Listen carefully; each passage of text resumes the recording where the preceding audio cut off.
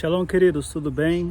Quero compartilhar com vocês aqui nessa tarde algumas reflexões da Parashá Mishpatim, e reflexões muito interessantes a partir da perspectiva do Rabi Jonathan Sacks. Veja que interessante, ele vai trazer um pensamento sobre dois versículos que vocês já devem ter ouvido, sobre ajudar o próximo e ajudar o inimigo. E uma reflexão muito interessante dentro da psicologia disso. Veja o que ele comenta. Após a revelação no Monte Sinai, Mishpatim detalha a lei predominante civil que governaria os israelitas. Ou seja, nós vamos, dentro de Mishpatim, aprender sobre as leis entre o homem e o próximo, a lei de convivência.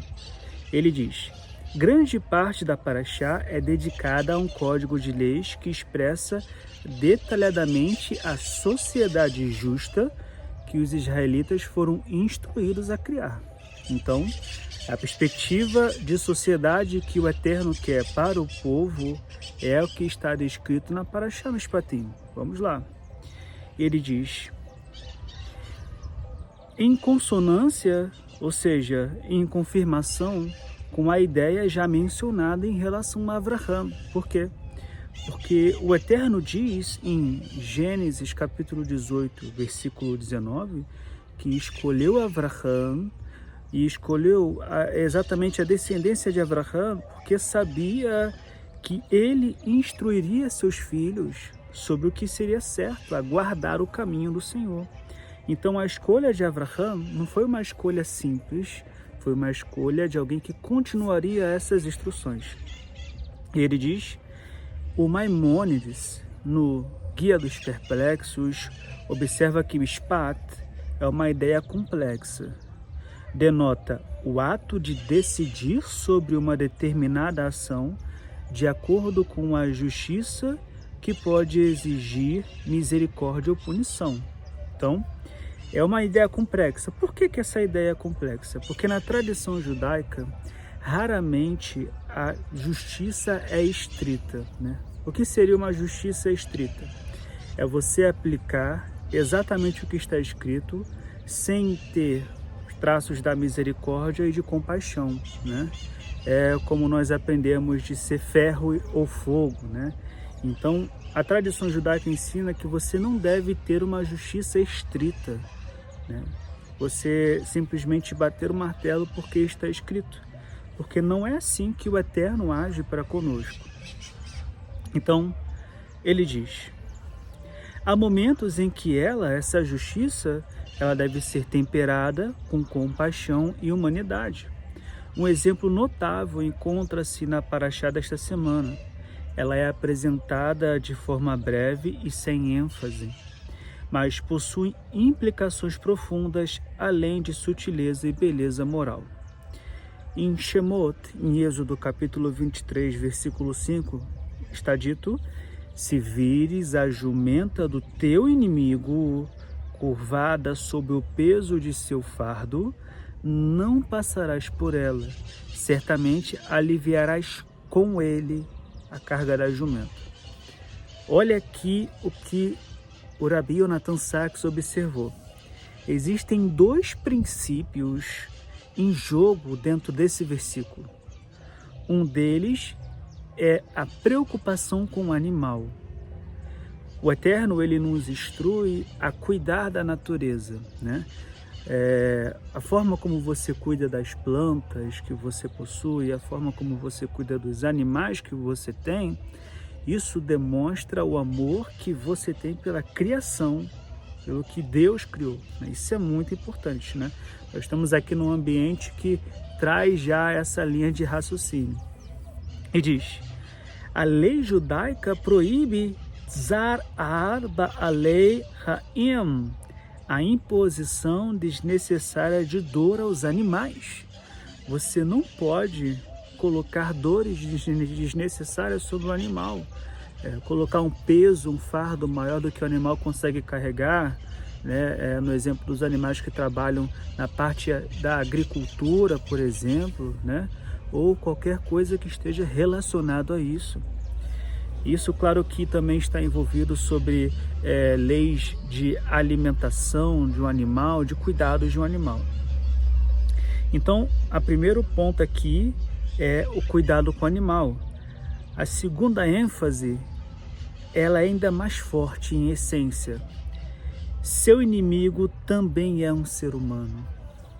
A hostilidade pode dividi-los, mas há algo mais profundo que os une, o pacto da solidariedade humana. Angústia, dificuldade, essas coisas transcendem a linguagem da diferença. Uma sociedade decente será aquela em que os inimigos não permitam que seu rancor ou animosidade os impeçam de se ajudarem mutuamente quando necessário. Ou seja, o princípio que o Rabbi Yonatan Sachs está trazendo está relacionado com o quê? Nós somos seres, um ser humano e outro ser humano são seres da mesma espécie. Nós temos a mesma origem.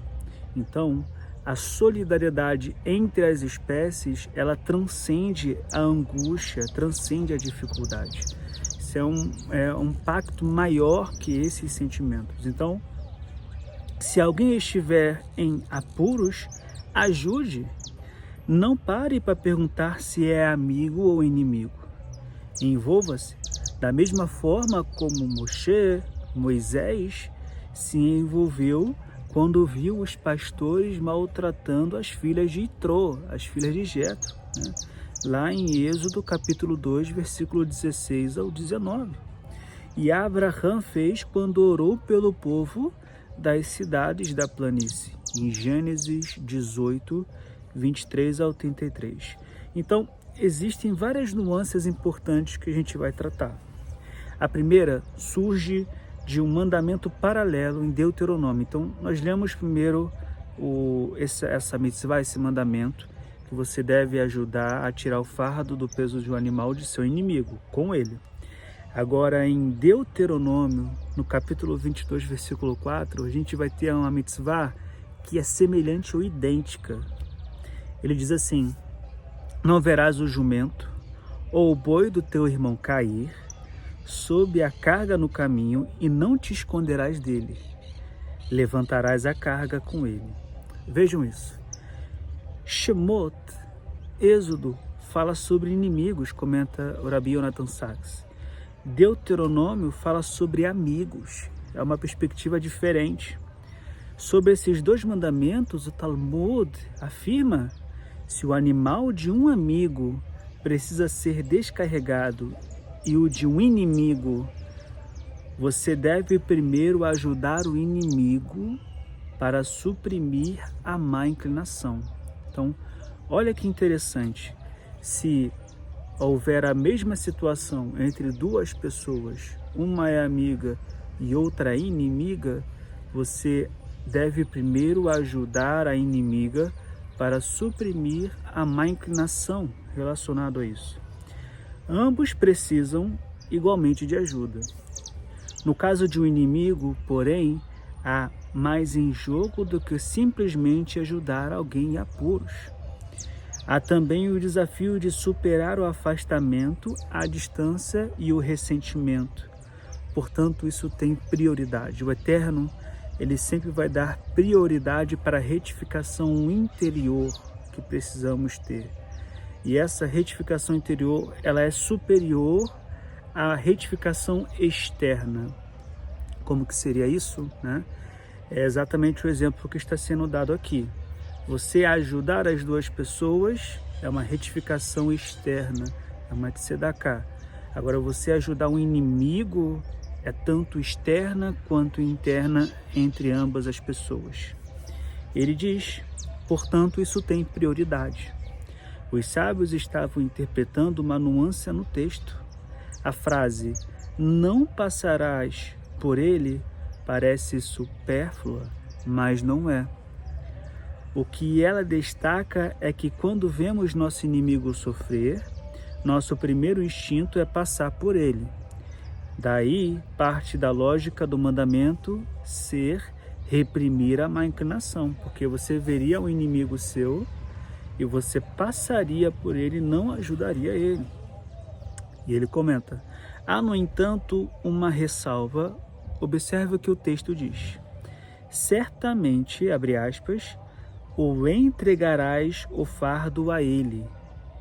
Disso os sábios deduziram o seguinte: se o dono do animal se sentar e disser ao transuente: a obrigação é sua, se quiser descarregar o animal, faça-o, o transuente fica isento, pois se diz com ele. Lembra que nós lemos o versículo? E o versículo diz para tirar a carga com a pessoa, né? Então, se essa pessoa fala assim: a obrigação é sua, você está sobre uma obrigação da mitzvah, você está isento pelo Sachamim de você ajudar, porque é com ele que deve ser feito, é junto, é compartilhado. Então ele diz, pois o versículo diz, com ele, eles devem compartilhar o trabalho. Se, no entanto, o dono não puder ajudar porque é idoso ou enfermo, então deve-se descarregar o animal sozinho. Um princípio fundamental da moral bíblica está envolvido aqui: a reciprocidade. Temos deveres para com aqueles que reconhecem o conceito de dever. Temos uma responsabilidade para com aqueles que reconhecem a responsabilidade. Se, no entanto, a pessoa em questão se recusa a exercer seu dever para com seu próprio animal sobrecarregado, então não melhoramos as coisas ao ajudá-lo. Vejam esse princípio, isso é muito importante. Quando você quer ajudar uma pessoa, mas a pessoa ela não tem o senso de responsabilidade ou o pensamento de que ela também precisa fazer isso, né? Ou seja, ela não vai se modificar, melhorar quando você fizer essa atitude, essa ajuda, ela vai continuar necessitando de ajuda, ela vai continuar sendo a mesma pessoa, perde-se o objetivo da mitzvah, do mandamento. Exatamente isso que estamos dizendo aqui. Ou seja, uma pessoa está com um animal que esse animal está tendo alguma doença, alguma coisa. Mas o dono do animal não tem nenhuma responsabilidade sobre o animal, não alimenta ele, não cuida dele, não faz nada dele. Então a sua ajuda em levar o animal ao médico, em dar a ração para o animal, em dar um valor financeiro para o animal, não vai mudar a pessoa, né? E diz: se, no entanto, a pessoa em questão se recusa a exercer seu dever para com o seu próprio animal sobrecarregado, então não melhoramos as coisas ao ajudá-lo. Pelo contrário, podemos piorá-las, permitindo que ela se esquive da responsabilidade. Tornamos-nos, na linguagem da terapia, da dependência codependente. Então veja isso, né? Essa atitude, comenta o Rabbi Natan Sachs, reforça o próprio problema que estamos tentando ajudar a resolver, permitindo que o indivíduo acredite que sempre haverá alguém para fazer o que é moralmente necessário. Criamos o que o psicólogo Martin Seligman chama de desamparo apreendido. Então, quando você ajuda uma pessoa que ela não tem o senso de responsabilidade do que ela precisa fazer, de que ela precisa realizar, ela não toma as próprias rédeas da situação, ela não está numa situação de dificuldade que foi por alguma coisa externa, enfim, as situações da vida foi exatamente por falta de responsabilidade. Quando você ajuda essa pessoa, você está, na verdade, piorando o caso dela. E ela vai continuar na mesma situação, porque ela vai sempre ter a ideia reforçada de que vai aparecer alguém para ajudar ela nesses momentos. Então vejam isso. Em termos estritamente pessoais, pode ser justo ajudar alguém que se recusa a se ajudar. Mas existe o risco de que, com isso, nos tornamos melhores à custa de piorar a sociedade. E a moral bíblica não é um código de perfeição pessoal, mas de graça social. Então, às custas da sua melhora, você ajuda alguém que na verdade aquela pessoa precisa caminhar com as próprias pernas, e como ela não toma a responsabilidade de si, das atitudes, ela vai piorar e assim vai piorar a sociedade. Há algo de singular na abordagem da Torá em relação ao ódio e aos inimigos. Ela é realista e não utópica. Vejam isso, né? Quando a gente fala utópica, é algo que é imaginário. Então, essa questão de relação, de ódio entre os inimigos é uma coisa real. Não diz ame o seu inimigo, diz ajude-o. Santos à parte, não podemos amar nossos inimigos e tentarmos apagar e assim, vamos lá, se a gente tentar amar os nossos inimigos, nós vamos pagar um preço muito caro, né, em relação à questão psicológica, porque nós vamos acabar odiando aqueles que deveriam ser nossos amigos, né? Então, o conceito de você ajudar o seu inimigo e não amar o seu inimigo tem uma questão psicológica nisso, né? Então, é muito difícil para uma pessoa simplesmente eu vou amar o meu inimigo do nada, né? Existe uma mudança que precisa ser feita. Então, em vez disso, a Torá diz: quando o seu inimigo estiver em apuros, venha em seu auxílio.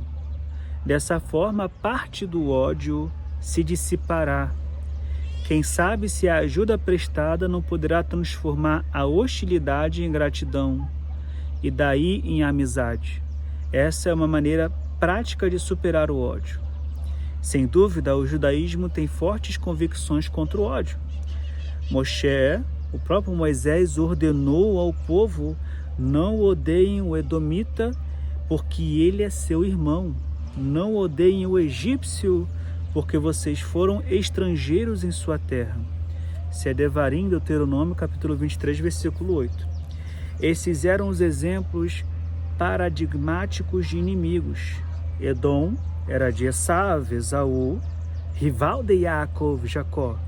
Os egípcios eram um povo que havia escravizado os israelitas. Mesmo assim, existe uma ordenança de Moshe para não odiá-los. Uma proibição mais geral contra odiar os inimigos aparece na própria passagem que ordena o amor ao próximo, né? Que está em Levítico, capítulo 19, versículo 17, que fala: não odeie o seu irmão em coração, repreenda o seu próximo francamente, para que você não participe de sua culpa.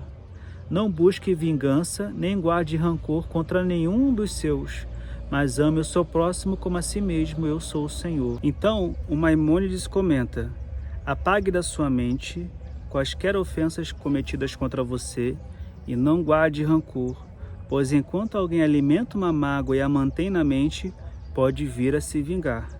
A Torá, portanto, nos adverte enfaticamente para não guardarmos rancor, para que a impressão da injustiça seja completamente apagada e não mais lembrada.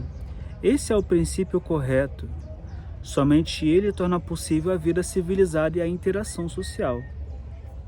Agora, qual é a relação desse assunto com a lei de retirar o fardo de cima do burro do inimigo que está ali no buraco, né, que aconteceu a situação?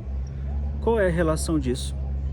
O que torna a lei do burro sobrecarregado significativa, no entanto, é a maneira criativa como ela usa uma ocasião de angústia para curar feridas e supera animosidades. E funciona, comenta o Rabbi Yonatan Sachs. Para isso, nós temos uma evidência de um dos exercícios de pesquisas mais fascinantes das ciências sociais. O estudo que foi realizado em 1954 pelo psicólogo Muzafer Sherif, conhecido como o experimento da caverna dos ladrões. Olha que interessante isso. O Sherif queria entender a dinâmica do conflito de um grupo e do preconceito. Para isso, ele e seus colegas pesquisadores selecionaram um grupo de 22 meninos brancos de 11 anos, nenhum dos quais havia se conhecido antes. Eles foram levados para um acampamento de verão isolado no Parque Estadual Robbers Cave, em Oklahoma. Foram divididos aleatoriamente em 2 grupos. Inicialmente, nenhum dos 2 grupos sabia da existência de um do outro, né? Eles estavam hospedados em cabanas, distantes umas das outras. Na primeira semana da pesquisa, foi dedicado à formação de equipes.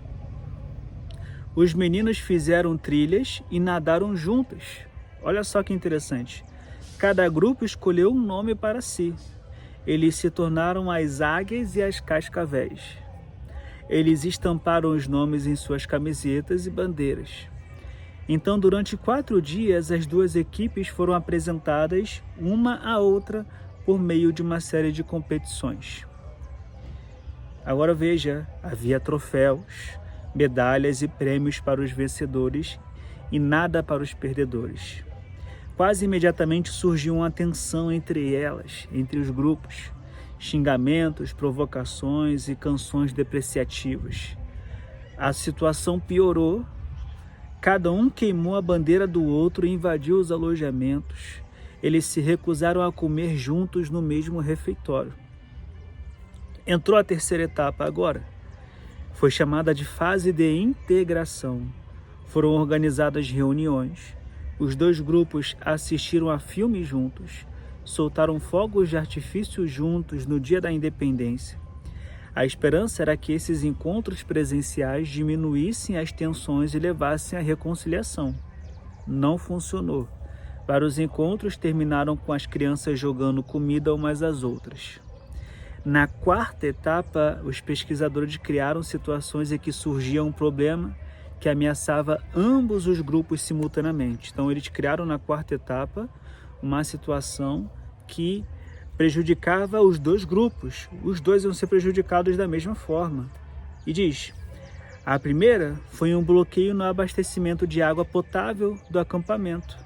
Os 2 grupos identificaram o problema separadamente e se reuniram no ponto onde o bloqueio havia ocorrido. Trabalharam juntos para removê-lo e comemoraram juntos quando conseguiram. Em outra situação, ambos os grupos votaram para assistir a alguns filmes.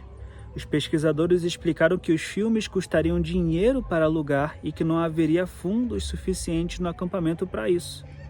Ambos os grupos concordaram em contribuir com uma parte igual de custo. Em uma terceira situação, o ônibus em que viajavam apresentou problemas e os meninos tiveram que trabalhar juntos para empurrá-lo. Ao final dos testes, os meninos já não tinham mais imagens negativas um do outro. Na última viagem de ônibus para casa, os membros de uma das equipes usaram o dinheiro do prêmio para comprar bebidas para todos. Olha que interessante essa pesquisa que o Sheriff fez. Na 4ª etapa, ela foi essencial para replicar a situação do burro sobrecarregado, né?